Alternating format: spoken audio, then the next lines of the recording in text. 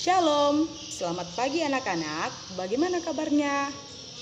Semoga semua kabar anak-anak ibu dalam baik-baik saja ya. Sehingga dalam keadaan sekarang ini kita bisa melaksanakan pembelajaran IPS dengan baik dan lancar walaupun masih melalui yang namanya daring. Iya anak-anak, materi kita pada hari ini yang akan kita pelajari yaitu mengenai memanfaatkan persaingan sebagai peluang untuk meraih keunggulan ekonomi bangsa. Sebelum ibu menyampaikan ini, maka perlu diperhatikan setiap kehidupan pasti akan ada yang namanya persaingan. Namun, persaingan ini harus bisa dijadikan sebagai peluang, apalagi yang akan kita bahas mengenai hari ini tentang ekonomi. Maka persaingan-persaingan ini bisa menjadikan satu manfaat atau satu peluang untuk bisa meraih kesuksesan. Contohnya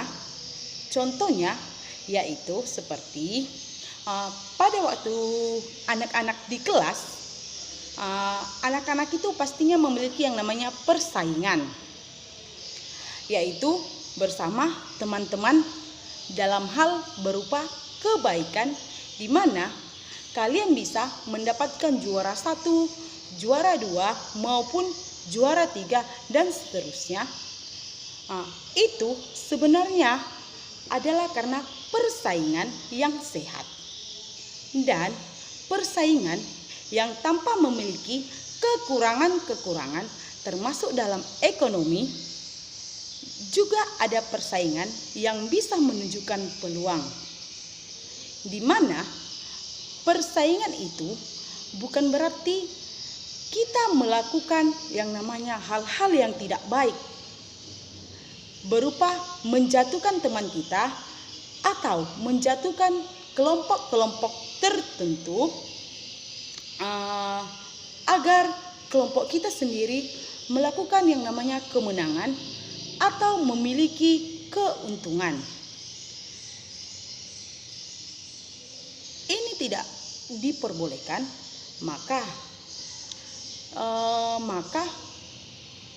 terkait dengan persaingan, apalagi sebagai peluang, kita harus lebih dalam lagi dalam pembahasan pada materi ini, yaitu yang berjudul tentang memanfaatkan persaingan sebagai peluang untuk meraih keunggulan di dalam bidang ekonomi. Baiklah, adapun tujuan pembelajaran kita pada hari ini yaitu memiliki 2 tujuan pembelajaran. Yang pertama, peserta didik mampu mendeskripsikan pengertian keunggulan komparatif dan keunggulan mutlak.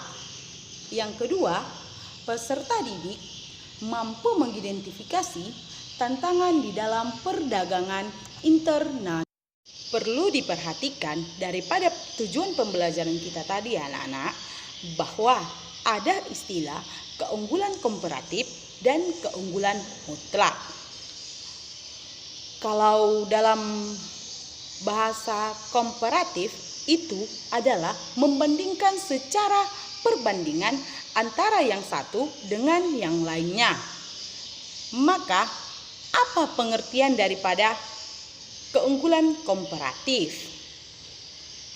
Keunggulan komparatif yaitu teori yang menyatakan bahwa sesuatu negara mampu menghasilkan barang dan jasa lebih banyak dengan biaya murah daripada negara lain. Nah, itulah pengertian yang namanya keunggulan komparatif. Maka keunggulan komparatif ini bisa kita simpulkan bahwa antara negara Indonesia dengan negara lain sama-sama mempunyai penghasilan atau sama-sama mempunyai hasil produksi yang dimiliki oleh masing-masing negara tersebut. Namun, antara negara Indonesia dengan negara lainnya seperti misalnya negara Thailand yang mempunyai produk yang berbeda dan pastinya akan memiliki keunggulan komparatif. Keunggulan komparatif dalam negara Thailand ini adalah perbedaannya dengan Indonesia adalah Indonesia ini memproduksi misalnya seperti pakaian atau baju. Nah, sedangkan Thailand itu memproduksi yang namanya tas.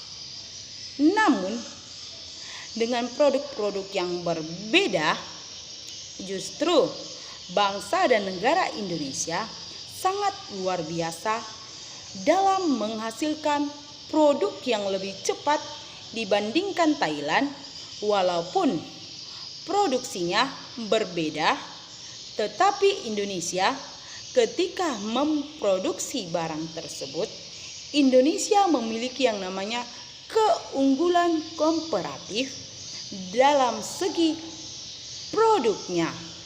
Dan inilah yang perlu anak-anak harus perhatikan mengenai keunggulan komparatif yang dimiliki Indonesia. Yang kedua yang akan kita bahas yaitu mengenai keunggulan mutlak atau keunggulan mutlak. Contohnya, Indonesia ini memiliki keunggulan mutlak terkait dengan sawit. Sedangkan Malaysia memiliki atau mempunyai produk berupa yang namanya timah. Nah, ini yang namanya timah. Maka keunggulan mutlak ini ada tidak dalam Indonesia. Dikarenakan Indonesia lebih banyak atau lebih spesialisasi dalam pengerjaan atau mempunyai hasil produksi berupa sawit. Sedangkan Thailand itu sendiri hanya memiliki keunggulan mutlak dalam bidang timah. Dikarenakan spesifikasi atau spesialisasi dalam menghasilkan timah yang lebih banyak dan lebih besar, sedangkan Indonesia spesifikasinya adalah terkait dengan sawit. Inilah yang dinamakan dengan keunggulan mutlak.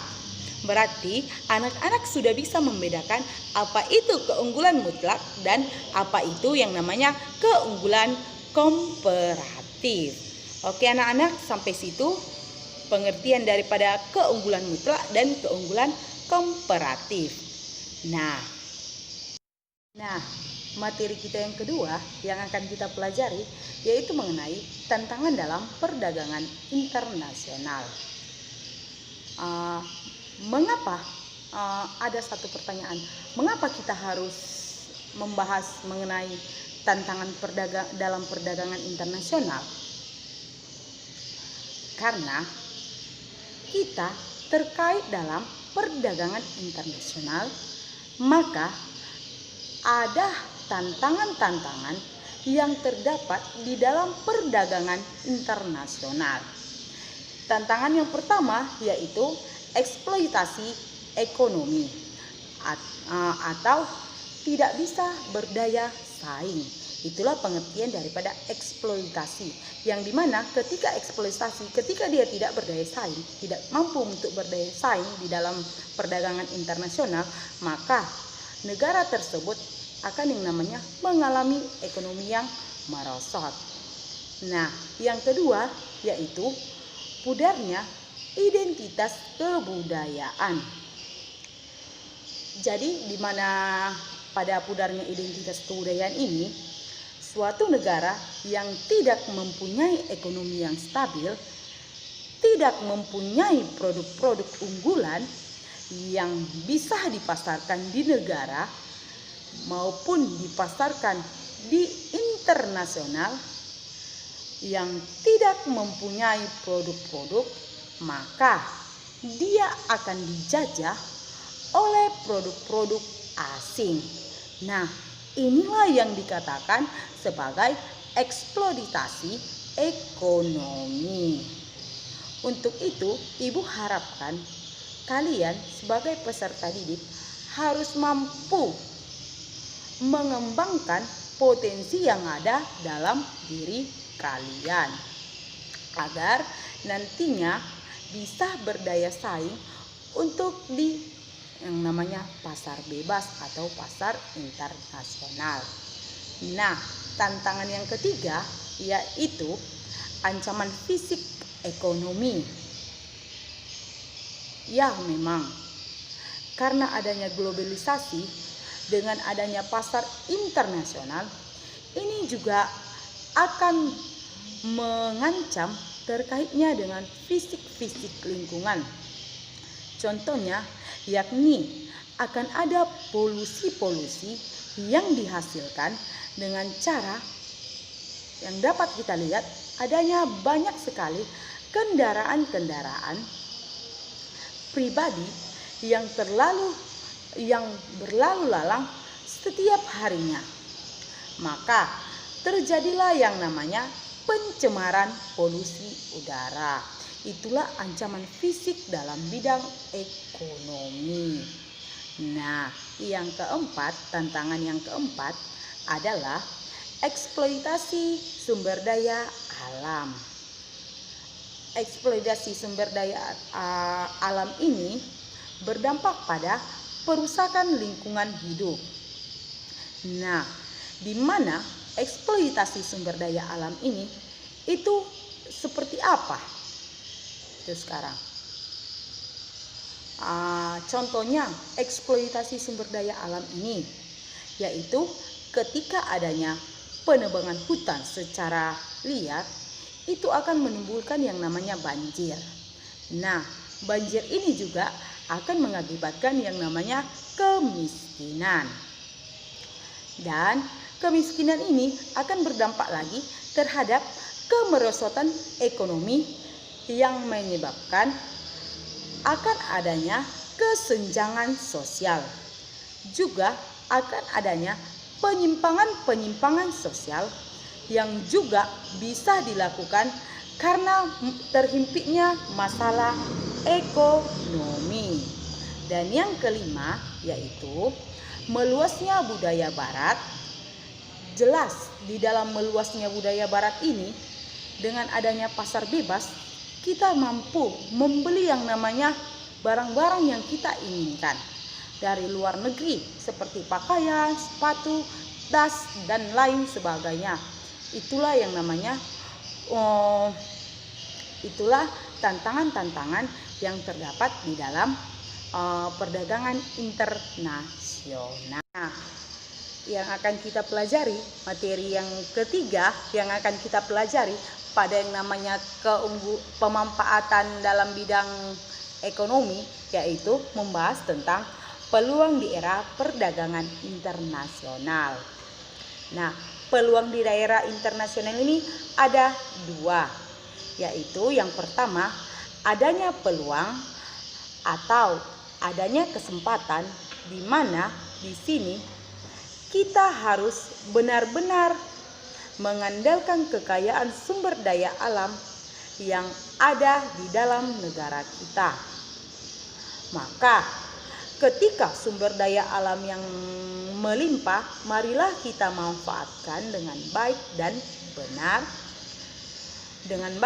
benar, dan marilah kita produksi sehingga bisa menghasilkan pendapatan agar dapat juga diekspor untuk menjual barang-barang yang kita inginkan dari luar negeri. Nah, itulah yang namanya peluang di era perdagangan internasional. Mengenai peluang di era perdagangan internasional ini, yaitu melimpahnya tenaga kerja untuk menghasilkan produk yang mampu berdaya saing di pasar internasional dengan biaya yang lebih murah dibandingkan daripada negara-negara yang lain. Ini harus penting karena Indonesia adalah salah satu negara yang paling besar di dunia dengan jumlah tenaga kerja yang banyak. Maka tenaga kerja ini harus mempunyai keterampilan yang bagus, mempunyai dan juga memiliki keahlian yang bagus.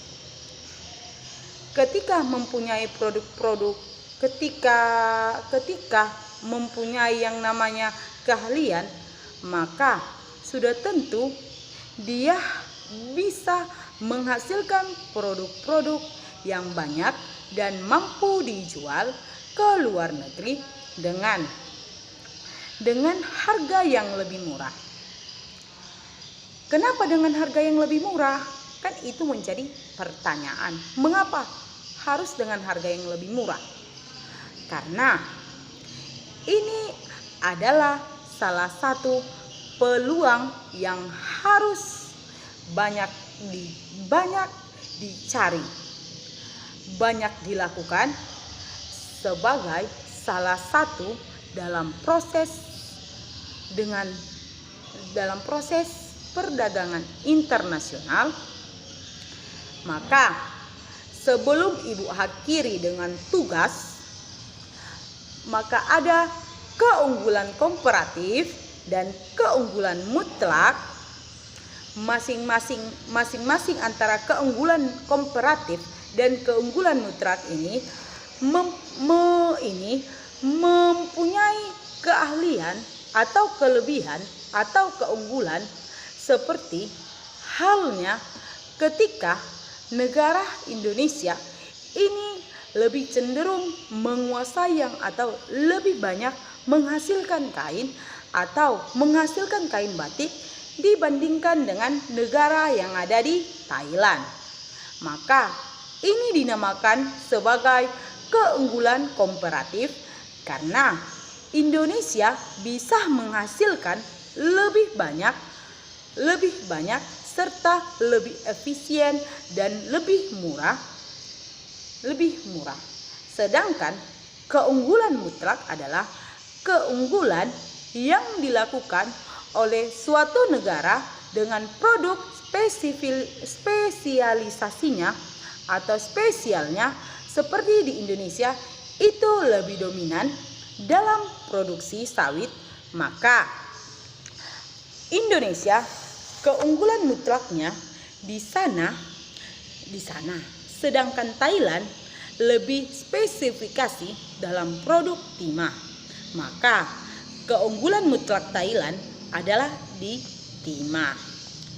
Demikianlah yang perlu Ibu sampaikan, yakni yang terkait dengan kesimpulan yang Ibu sampaikan tadi kepada anak-anak sekalian. Maka selanjutnya adalah tugas. Silakan anak-anak Ibu mengerjakan yang namanya tugas yang ada di slide ini. Sekian pembelajaran kita hari ini. Selamat belajar dan terima kasih.